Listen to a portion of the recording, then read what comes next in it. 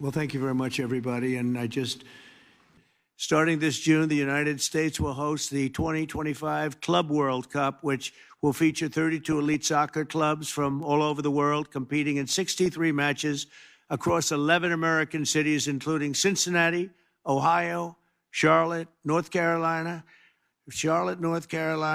Los Angeles, California, Nashville, Tennessee, Philadelphia, Pennsylvania. So we have it in 11 American cities all over. And these are great cities, too, and they like soccer more and more. I guess some of those cities specifically, they really love it. And next summer, we'll host the official 2026 World Cup tournament, where 48 national teams will compete in 78 matches right here in the USA. And that'll be something very, very different and very special. These events will also generate tens of billions of dollars in economic activity for local businesses and create thousands and thousands of jobs. The State Department, the Department of Homeland Security, and every part of the U.S. government will be working to ensure that these events are safe and successful, and those traveling to America to watch the competition have a seamless experience during every part of their visit. It's going to be very special. Together, we will ensure that the 2026 World Cup will be the best-run soccer tournament the world has ever seen. This is going to blow every other tournament you did. You're going to say how terrible a job you did in the past, because this is so much better, Gianni. This is going to blow them all away. I don't want to insult my other friends from other countries, but we're going to blow them away, right? Everybody, thank you.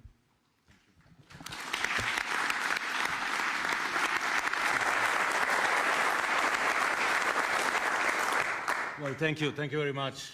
We were actually, Mr. President, so happy that the World Cup 2026 will take place in the United States, in Canada, and in Mexico, that we thought we'll actually bring another World Cup as well here. So you get two World Cups in the next year, the new FIFA Club World Cup. This is the trophy of the new FIFA Club World Cup. Did you notice the way he said that? In the United States, Canada, Mexico. That's the way it's supposed to be. I had to interrupt. I'm sorry. Go ahead. No, well, it's true. 78 games will take place of the World Cup in the United States out of the 104 games.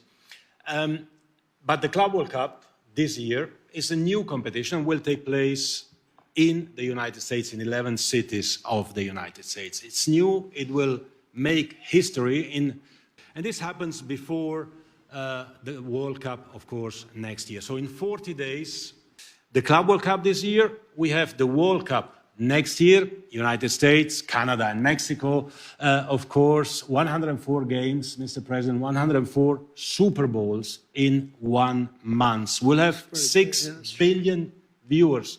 The final alone will attract between 2 and 3 billion viewers. This is, 15, 20 times more than the Super Bowl. The entire world will focus on the United States of America. And America welcomes the world. I'm very happy to say that, Mr. President, because I know you.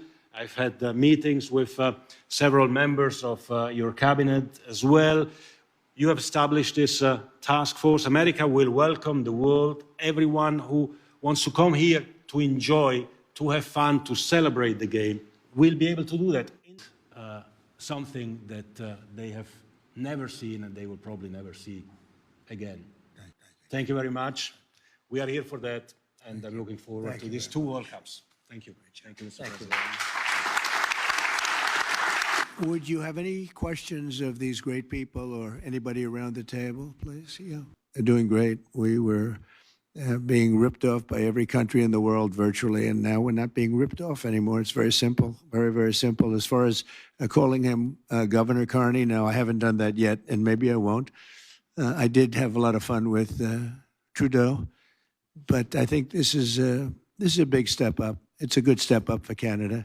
I watched very closely. I thought he did really terrifically in the debates. I like him. He's a nice man. We get along very well. We had a great meeting today. Really good. I think the relationship's going to be very strong. Thank you. Russia has been banned from playing the next World Cup. What's your position on this? I didn't know that. Is that right? Yeah. You want to explain that is right. They are banned for the time being, yeah. Okay. from playing. But we hope that He's the boss. I'm not the boss on that. I have nothing to do we with hope it. that something happens and peace will happen, and then Russia possible. can be readmitted. So that's what That's we hope. possible. Hey, that could be a good incentive, right? We want to get them to stop. We want them to stop. We want the 5,000 young people a week are being killed. It's not even believable. The Russian soldiers and the Ukrainian soldiers mostly. Also people in towns every 2 weeks. Horrible things going on over there. So we're gonna get that war stopped. Okay.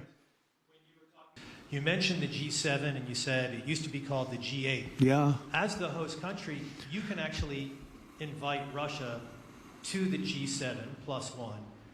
What's your thinking on that right now, Mr. Well, President? Russia used to be a member of what was called then the G8. And I don't think I was really in politics at that point, but I know that President Obama didn't like it. And they voted Russia out. And I say if they didn't vote Russia out, which I thought was a very foolish decision because it's a group of people sitting around a table. I've done it many times with them, and you get to know them. And I say that if it was the G8, if Russia were in it, I think you probably wouldn't have this ridiculous, deadly war going on right now. I thought it was a very bad decision. It was headed by Trudeau, by the way, and Obama. They were the ones that really fought hard to get Russia out. I think if Russia were in, you wouldn't be. They threw them out.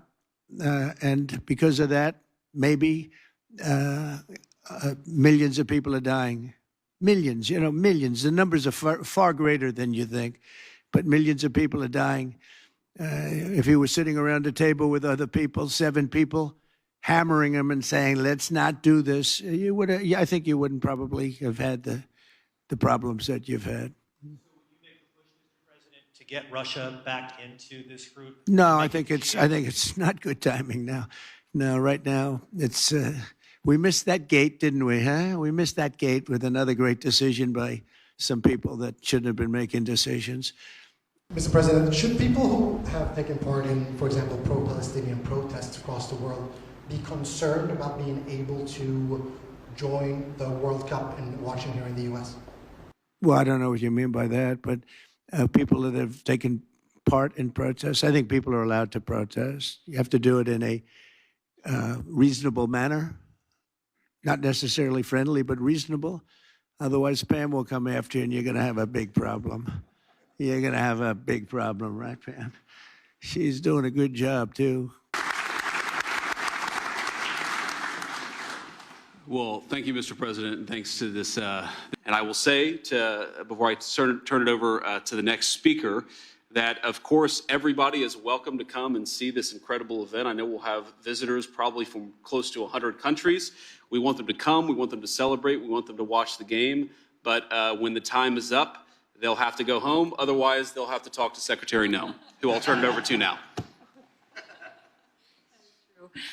And you've done a fantastic job as the head, and we're gonna do what we have to do. And thank you very much. Thank you, everybody, very much. Appreciate it.